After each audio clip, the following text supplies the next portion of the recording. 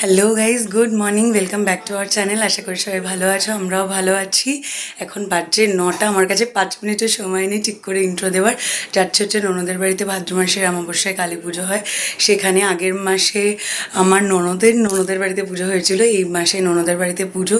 তো সকালবেলা উঠে তাড়াতাড়ি করে, মানে যেটুকু না করলে নয় সেটুকু করে, আর সকাল থেকে তো বৃষ্টির বিষয়ে কিছু বলারই নেই, সে সমস্ত করেই ভেবেছিলাম 8টায় বেরোবো, 1 ঘন্টা লেট। পাপানকে নিয়ে একটু লেট হয়েই যায়। তো চলো বেরিয়ে পড়ি, গিয়ে দেখ কী হয়েছে। এই যে রেডি হয়ে কান্না হচ্ছে বেরোনোর জন্য, চলো বেরিয়ে। তো 1-1.5 ঘন্টা পর আমরা পৌঁছে গিয়েছিলাম পুজো বাড়িতে, আর এখানে অলরেডি কাজকর্ম শুরু হয়ে গিয়েছিল। ওদিকে আমি কুলো গুছাচ্ছিলাম, আর এদিকে ওরা সবাই কাজ করছিল। তারপর মায়ের বরণ হয়ে বিসর্জন হবে।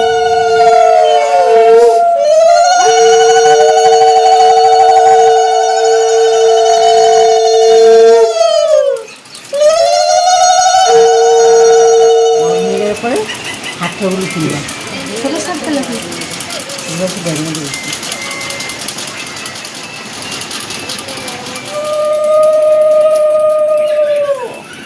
আমার টিপটা আর তোমার ছেলের টিপটা দুটোই পড়ে গেছে।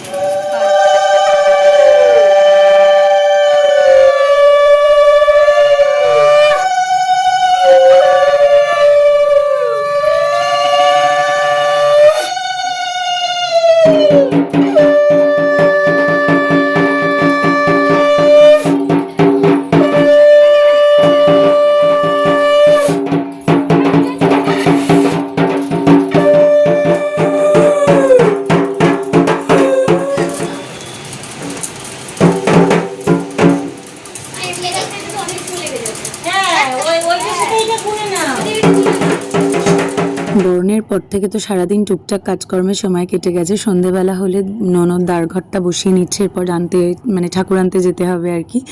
তো অনেক বাজনা টাজনা হয়েছিল, সেসবের ভিডিও করে উঠতে পারিনি, আর সারাদিন পাপানকে সামলাতে আমি হিমশিম খেয়ে গেছি। যাই হোক, ওইখানে দ্বারঘরটা বসিয়ে নিচ্ছে, তারপরে বেরিয়ে যেতে হবে। যারা বাজনার লোকজন এসেছিলো তারা তাড়া করছিল বেরোনোর জন্য, তো যতটা তাড়াতাড়ি হয়। আর সেদিন মারাও সবাই গিয়েছিল, তো মিঠি ওরা সবাই ছিল আর কি। তারপরে আমরা সবাই মিলেই হাঁটতে হাঁটতে বেরিয়েছিলাম। আর ওই দিনের বৃষ্টিটার কথা আর মানে আলাদা করে বলার কিছু নেই। ভোরবেলা মানে সারা রাত তো বৃষ্টি হয়েছিল আগের দিন, ওই দিন সকাল থেকেও বৃষ্টি। এই যে আমি আর মিঠি হাঁটতে হাঁটতে যাচ্ছিলাম, যতই বৃষ্টি হোক না কেন, নিম্নচাপের বৃষ্টি তো এত গরম লাগছিল। কি করছে? ডিঙ্কা চাকা করছে, হ্যাঁ, সবাই নাচানাচি করছিল, অনেক মজা হয়েছে। সবাই মিলে নাচানাচি করতে করতে মাকে আনতে গেছে। এরপরে মায়ের বরণ হয়ে তারপর মাকে ঘরের ভেতরে ঢোকানো হয়েছিল। আর বৃষ্টি সেদিন সমস্ত ম্যাচাকার করে দিয়েছে। বেচারা বাচ্চা কাচ্চারা এত আনন্দ করবে বলে যাচ্ছিল, বাজনা করতে করতে বারবার বক্স ঢেকে দিতে হচ্ছিল। তারপর ঠাকুরকেও একরকম ঢেকেই আনা হয়েছে, কারণ এত বৃষ্টি পড়ছিল যে রং টং নষ্ট হয়ে যেত আর কি। ওই কারণে জানি না কিসের বৃষ্টি, কি নিম্নচাপ এসেছিল।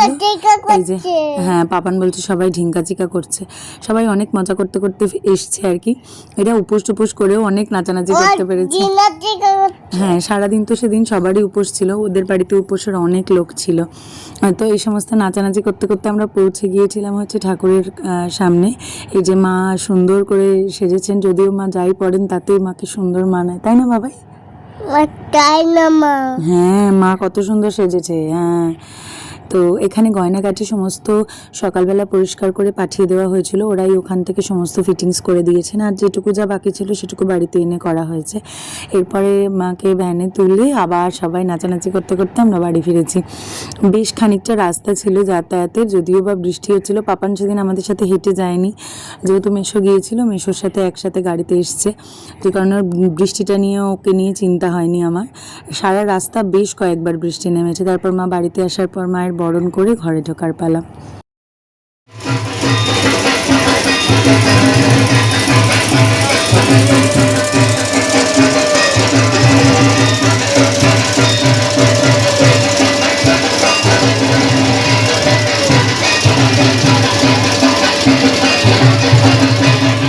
তো এদিকে ঠাকুর নিয়ে চলে আসা হয়েছে, তারপরে শুরু হয়েছে ভোগের তোড়জোড়। সবজি টবজি বানানো, নানান, যেহেতু মাকে বৎসরের সমস্ত ভোগ একসাথে একই দিনে দেওয়া হয়, সব রকম রান্না হয়, যদিও যে কাকু রান্না করেছিলেন আমার নন্দাইয়ের বাড়িতে উনি করেছিলেন আর কি রান্না। উনি তো সমস্ত কিছু নিজে হাতেই করে থাকেন। এই যে পায়েস আর নাড়ু দুদিকে দুটো বসানো, বাবার মাঝে কাকু রান্না করছিল। যাই হোক, ওনার এত বয়স হয়েছে, উনি আমার দাদুর বয়সী হবেন হয়তো, তবু উনি একা হাতে এত পারেন। আর এই যে মায়ের সাজসজ্জা সম্পূর্ণ হয়ে গেছে, এবার পুজোয় বসে পড়েছেন ঠাকুরমশাই। তো পুজোর দিকটা আমার বড় দেখছিল, ওদিকে ঠাকুরমশাইয়ের হাতে হাতে গুছিয়ে দেওয়া। আর এদিকে ভোগের এদিকে হয়েছিল একটা সমস্যা, সেটা হচ্ছে গ্যাসের বার্নারটা মানে ওভেনটা একটু সমস্যা করছিল। ওদিকে 101টা নৈবেদ্য সাজানো হয়েছে, আর ওদিকে বড় গ্যাস আরেকটা জ্বালিয়ে সেখানে আলাদা করে ভোগের তোড়জোড় হচ্ছে। আর এদিকে মায়ের পুজো হচ্ছে। আর দেহদানের পর যেন আলাদাই সুন্দর রকম লাগছে মালা টালা পরানোর পর। ওং চাং যোগিনী ভা নমঃ এতে গন্ধে পুষ্পে নমঃ ওং জাং যোগিনী গাং গঙ্গা ওই নমঃ এতে গন্ধে পুষ্পে নমঃ জাং যমুনা ওই নমঃ। ওরা ছোটরা মিলেই সমস্ত মালা টালা গেঁথেছিল সেদিন সকালবেলা। তো অনেকগুলো মালাই গাঁথা হয়েছিল, এক একজনের নামে এক একটা গাঁথা হয়েছে। 501টা কুড়ি, তারপরে 108টা কুড়ি, এরকম নানান ওরাই সব মাপঝোক করেছে, ওরাই নিজেরাই মালা গেঁথেছে। তো ওরা একটা মালা দুজন মিলে পরিয়ে দিল, তারপর এক এক করে মাকে সব মালা পরানো হয়েছে সবাই মিলেই। সেদিন ওই যে বললাম উপোসের অনেক লোকজন ছিল, সব দিদি টিদিরা বোনরা অনেকেই ছিল, সবাই মিলে মাকে মালা পরাচ্ছিল এক এক করে। আর আমি সেদিন খুব একটা পুজোর সামনে থাকতে পারিনি, সত্যি কথা যেটাই, যে আমার বর মালা পরাচ্ছে। কারণ পাপান সেদিন একটু ক্র্যাঙ্কি ছিল সকাল থেকেই, কারণ ঘুম টুমগুলো ঠিকঠাক মতো হয়েছিল না, ওই জন্য ওর ভালো লাগছিল না। তো আমি ওকে নিয়ে নিচেই ছিলাম, ওদিকে মন্দিরে সমস্ত পুজোর কাজ হচ্ছিল। এদিকে ঠাকুরের মালা পরানো হয়ে গেলে ঠাকুরমশাই একেবারে পুজোয় বসে যাবেন। যদিও বা কালী পুজো সারা রাত ধরে হয়, সেটাই ভালো লাগে। এই যে এটা হচ্ছে 108টা বেলপাতার মালা, আর সারা রাত ধরেই পুজো হয়। 12টা 12:30 নাগাদ সম্ভবত। হ্যাঁ বাবা মালা পরাচ্ছে। 12:30 নাগাদ পুজোয় বসেছিল সেদিন ঠাকুরমশাই। আর সারা রাত ধরে পুজো হতে হতে প্রায় ভোরের কাছাকাছি হয়েছিল, যখন যজ্ঞ সমস্ত শেষ হয়েছে ততক্ষণে। এই যে সমস্ত মালা পরার পর যেন মাকে আলাদাই সুন্দর লাগছে। গোলাপ ফুলের মালা, আরও জবার মালা, সমস্ত রকম মালাই পরানো হয়েছিল। আর হ্যাঁ মা পুজো হচ্ছে। মায়ের শাড়ি ঢেকে গিয়েছিল, এত মালা পরানো হয়েছিল। আর ফুলের মুকুটটা যেন বেশি সুন্দর লাগছে, তাই না বাবাই? আমি এখন বসে ভিডিওগুলো দেখছি, আমার আরেকবার যেতে ইচ্ছে করছে মন্দিরে। তো যাই হোক, ওদিকে পুজোর জোগাড় হতে হতে এদিকে আমার ননদ ভোগ টোগ বেড়ে নিচ্ছিল। ওদের অনেকগুলো ভোগের থালা সাজাতে হয় আর কি, প্রায় সব ঠাকুরেরই ভোগ হয় ওই দিন, প্রায় 12-13টা থালা সাজায় সম্ভবত। তো সেগুলো সমস্ত করে নিচ্ছে। ভোগে তো হ্যাঁ ভোগে তো সমস্ত রকম রান্নাই হয়েছিল, তালের বড়া, মালপোয়া থেকে আরম্ভ করে অন্নভোগ, পোলাও টোলাও সব। তো এদিকে ভোগ বেড়ে নিচ্ছে। হ্যাঁ কাকু রান্না করেছে মা। তো ওরা এদিকে ভোগ এক এক করে সবাই নিয়ে যাচ্ছে ভেতরে। ভোগ আসলে মন্দিরে সমস্ত ভোগের থালা পড়ার পর মন্দিরে আর জায়গা থাকে না। মায়ের ভোগ আরতি হওয়ার পর যদিও মন্দির বন্ধও করে দেওয়া হয় খানিকক্ষণের জন্য। তো এত লোক মিলে ওই জন্য ওদের অসুবিধা হয়নি উপোসের কাজকর্ম করতে। এরপরে হ্যাঁ মা বাবা মালা পড়ালো। এরপরে ভোগ, এই যে আমার ননদের মেয়েও ভোগ নিয়ে যাচ্ছে, যেহেতু এতগুলো থালা সব পরপর করে সাজাতে একটু সময় লেগে যায়। তারপরে ভোগটুক নিবেদন করা হয়ে গেলে আমরা অঞ্জলি আর আরতি আর যোগ্যই হচ্ছে 3টে জিনিসই বাকি ছিল। যদি এই ভোগ অবধি আমি ছিলাম না, আর অঞ্জলির সময় এসে কোনো রকমে অঞ্জলিটা দিয়েছি, কারণ পাপান সেদিনকে যতক্ষণ আমি শুয়ে থাকছিল বাকি সময়টা ভীষণ বিরক্ত করেছে।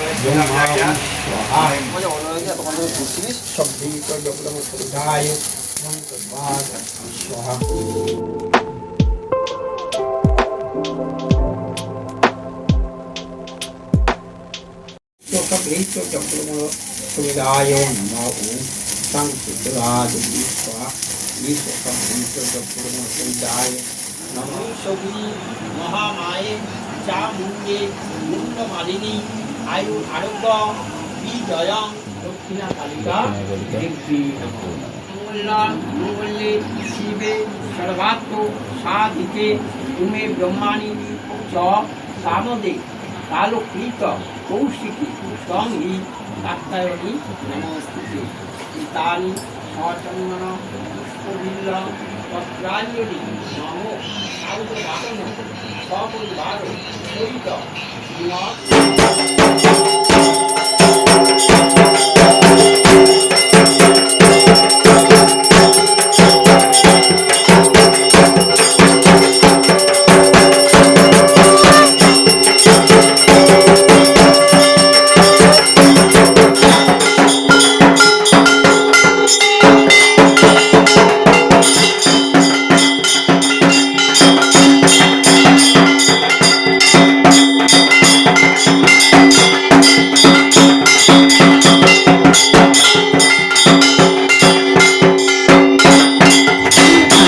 অঞ্জলি যজ্ঞ সমস্ত কিছুই হয়ে গিয়েছে।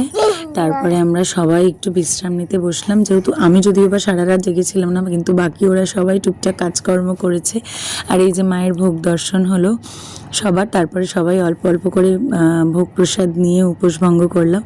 এরপর আর কোনো ভিডিও আমি করতে পারিনি। তো চলো মায়ের ভোগ দর্শন দিয়ে আজকের ভিডিওটা এখানেই শেষ করলাম। টাটা।